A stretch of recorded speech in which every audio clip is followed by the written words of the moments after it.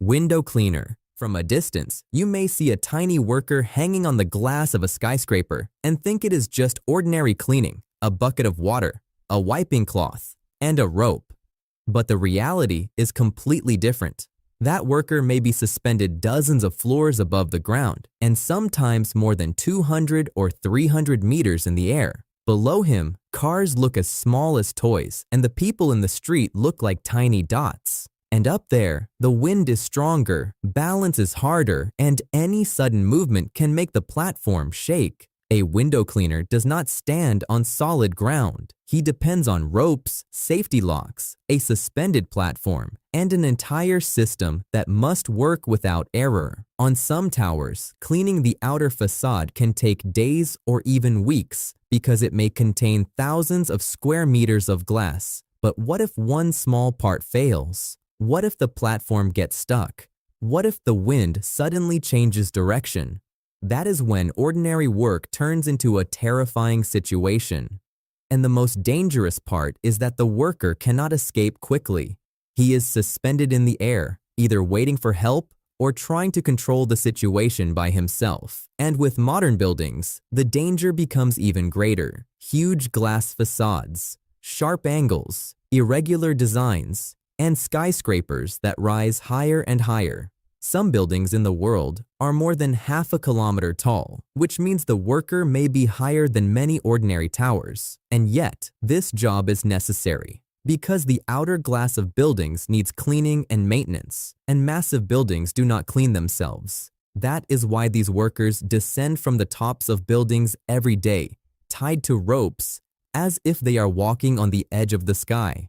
It may look simple in videos, but every second up there demands total concentration. Because one small mistake at that height does not just mean the window will stay dirty, it may mean the worker never makes it back to the ground. Coal miner. Imagine you step into a small metal elevator and it slowly takes you deep underground. The deeper you go, the sunlight disappears, the sky disappears, and the heat, the humidity, and the darkness begin.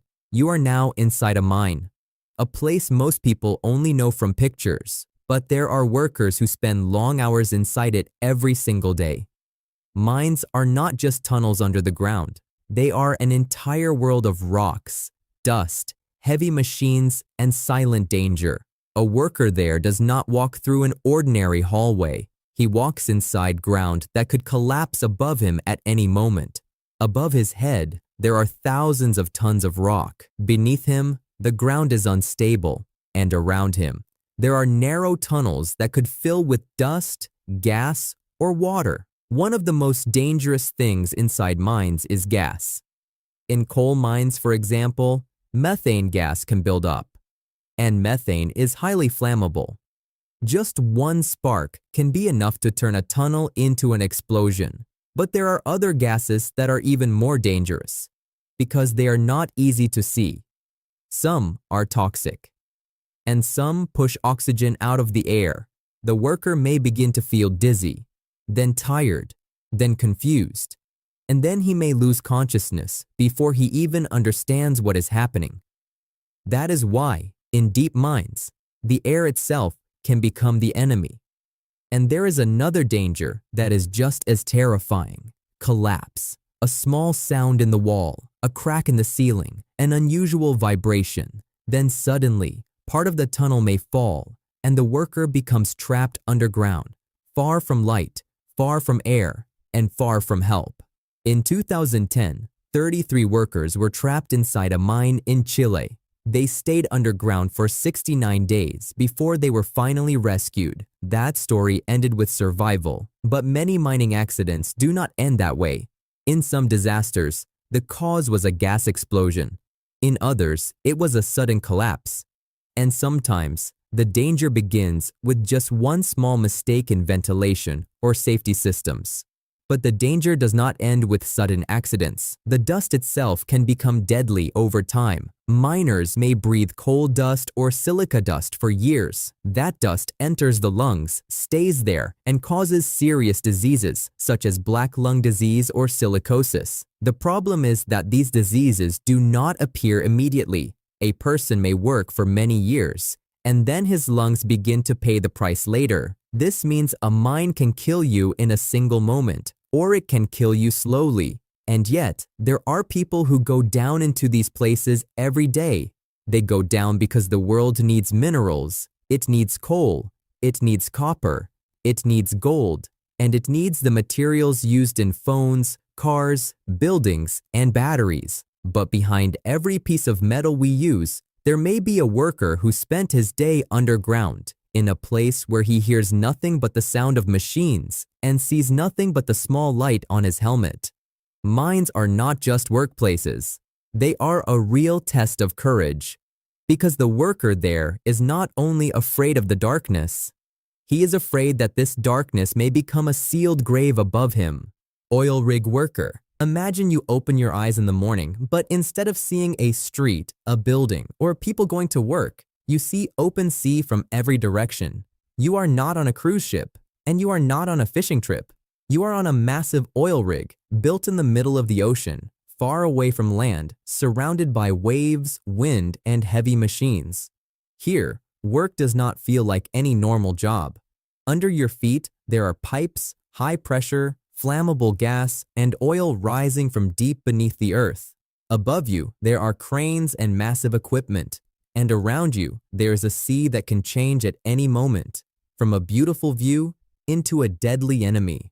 A worker on an oil rig may work for long hours, sometimes in harsh conditions, with constant noise, high humidity, and a danger that never fully disappears. The most dangerous thing about this place is that the danger is not just one thing. It is not only a fall. It is not only a fire. It is not only an explosion. All of these risks can exist in one place at the same time. Imagine a small gas leak, then one spark from a machine, or one mistaken pressure, or one failure in the safety system. Within seconds, the entire place could turn into a ball of fire above the sea. And even if no explosion happens, the sea itself remains a danger. Storms can hit the platform with terrifying force. Waves can rise to frightening heights.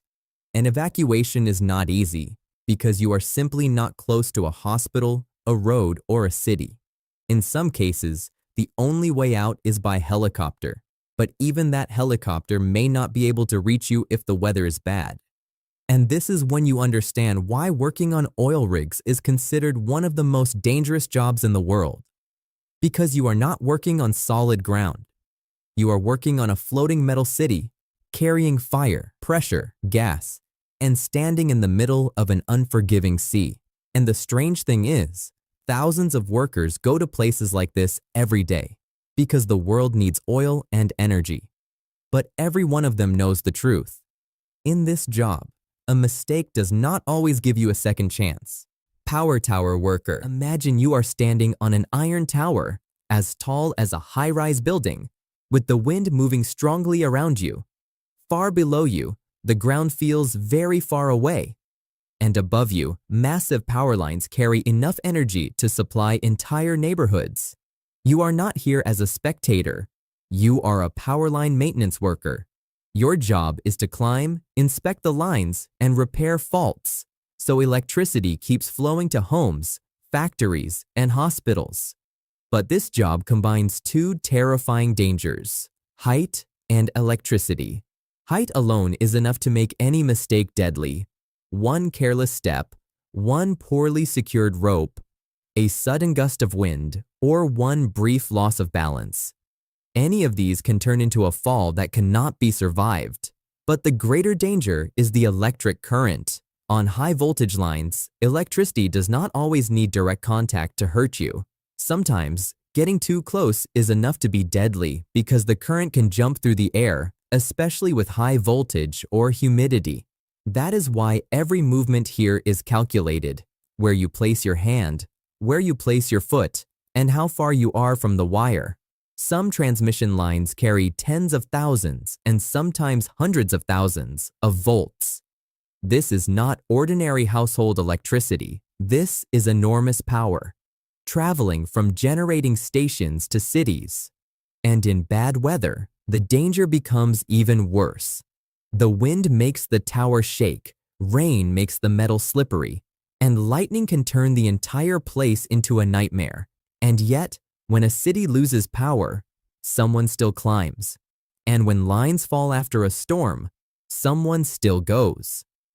While we wait for the lights to come back on in our homes, there is a worker outside, standing between the sky and electricity, trying to fix the danger with his own hands.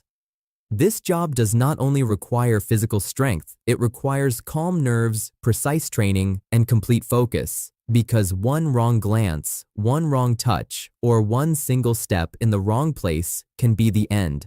That is why working on high-voltage power towers is considered one of the most dangerous jobs in the world, because you are not only facing something you can see, you are facing something invisible, fast, silent, and deadly.